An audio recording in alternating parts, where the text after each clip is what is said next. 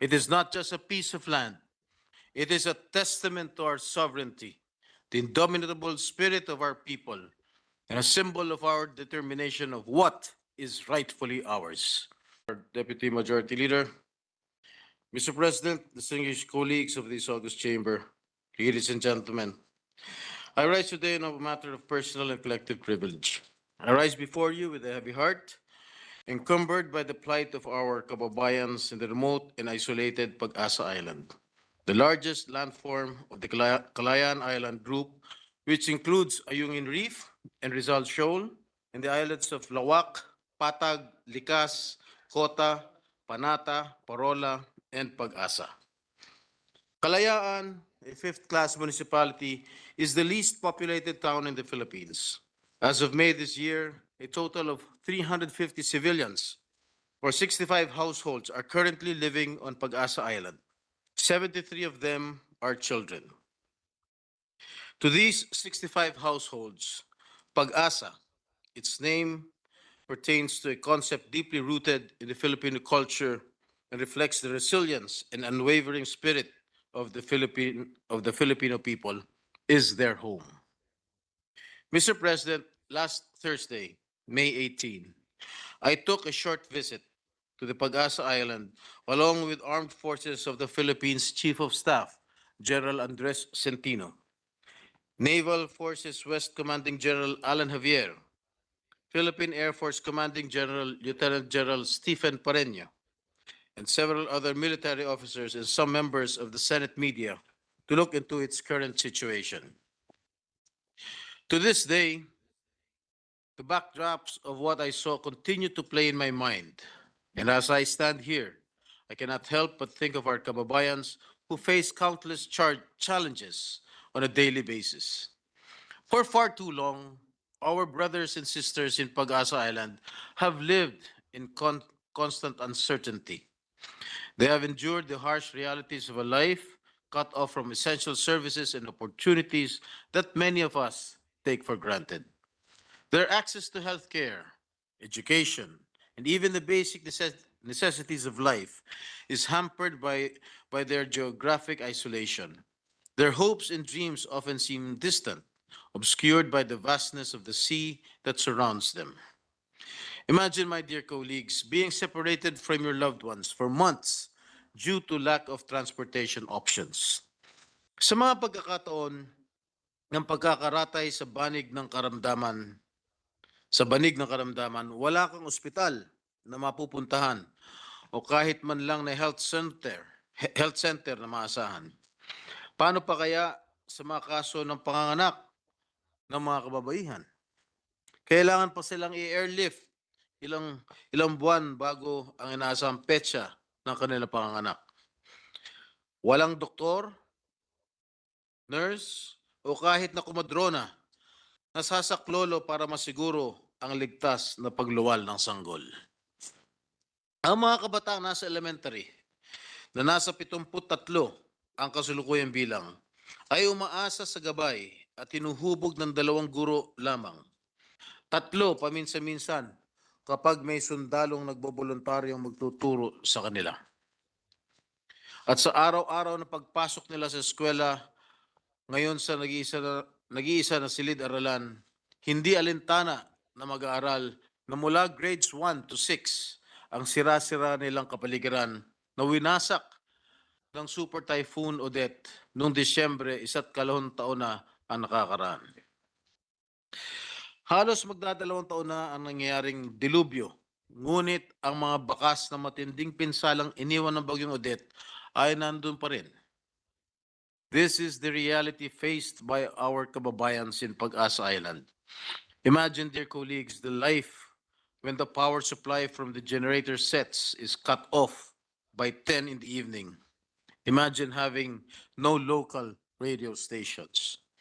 Imagine having cash in your pockets, but seeing no need to use it as a medium of exchange simply because there are no economic transactions and financial activities in the area. 2 decades after opening the once strictly military installation to civilian settlement, the island has remained fallow. This despite the construction of the beaching ramp, which would allow shallow draft vessels or those with RoRo capability to bring in essential landing engineering equipment and other construction materials for the development of the island. The repair of the Rancudo airfield, which sustained erosion damage, is still ongoing. The 1.2-kilometer airfield that was constructed during the 1970s can accommodate only medium-sized military aircraft. We still have a long way to go if we are really keen on developing Pag-asa Island into a tourism and fishing destination or even a marine research hub. Currently, missionary telecommunications service is being provided by Smart Communications, which covers Pag-asa Island only. Though the signal is unstable, it has been very beneficial to the community and to the municipality's operation. Kaya naman nung paglapag namin sa Pag-asa Island, gamit namin ang sakyang himpapawid ng Philippine Air Force. Tumunog kaagad ang aming cellphone sa Globe o sa Smart. Welcome to China or welcome to Vietnam. And other options for communicating are by the use of a single band radio and of the military operated very high frequency radio band on the island. The military, however, has a very small aperture terminal. It is a two-way satellite ground station or a stabilized maritime VSAT antenna that uses broadband data for the provision of satellite internet access even in remote areas like Kalagayan. As a member of this august body that represents the interests of the people of this republic, it is my duty to bring to the fore their daily struggles and advocate for the attention and assistance they desperately need. Pag-asa is a real island that can sustain human life and community. My dear colleagues, I implore each and every one of you to lend your unwavering support to the cause of our brothers and sisters in Pag-asa Island. Sa aking pakikipag-usap at maging sa panayam ng mga reporters na kasama ko sa mga residente doon, handa silang manatili doon kahit nakapos sila sa maraming bagay. They are more than willing to contribute to the island's defense, survival, and development. As public servants, it is our moral duty to uplift the lives of our citizens. We must rise above our differences and collaborate to bring meaningful change and not let our fellow Filipinos in Pag-asa Island be forgotten or left behind. And it is our moral obligation as public servants to ensure that they too will have access to basic necessities such as education, healthcare, and livelihood. We should invest in infrastructure projects that will enhance connectivity, healthcare facilities, and educational resources to nurture the development of the next generation. Let us also not forget the sacrifices made by our brave men and women in uniform who guard Pag-asa Island with unwavering dedication. They who face the brunt of the challenges and dangers posed by external forces put their lives on the line to protect and defend our sovereignty. We owe it to them to support their mission by providing the necessary logistical support to carry out their duties effectively. Sa aking pagbisita, napag-alaman ko ng isang 78-year-old World War II era Philippine Navy Auxiliary Ship, BRP Mangyan, ay isa sa mga ginagamit sa pagpapatrolya sa nasasakupan nating karagatan sa West Philippine Sea. Ito din ang nagdadala ng supply sa 7 Philippine outposts sa West Philippine Sea. Mula sa kilalagyan ng BRP Mangyan, tanaw namin ang nasa 8 hanggang 9 na Chinese militia ships na 2 hanggang 3 nautical miles lamang ang layo mula sa shoreline ng Pag-asa Island. My esteemed colleagues, let us not allow the remoteness of Pag-asa Island to be an excuse for neglect.